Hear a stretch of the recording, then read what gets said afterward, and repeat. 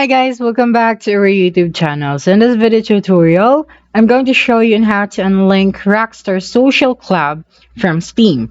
So the first thing that you'll need to do is to go to this website, socialclub.rockstargames.com, and then log into your account. So now tap on this profiler icon in the top right corner of your screen, and then select settings. Okay, and then select linked accounts. Okay, so if you have linked accounts here, you can just tap on this here. So to unlink that account is we have to tap on this icon in the top right of your screen again, and then select help, and then click on support. Okay, so there are lots of options here. So just tap on the social club, and then tap on the social club account option, and then click on the account linking.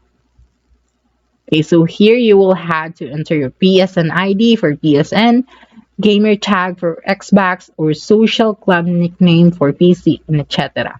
So in the description, as we have to go to your Steam account first, so open a new tab and then log into your Steam account, and then tap on your username at the top, and then select the account details. And then you will have to copy your Steam ID. Okay, so let's copy this one. And then go back to the social club website and then paste it here. Okay, and then you will have to type out here and link this account.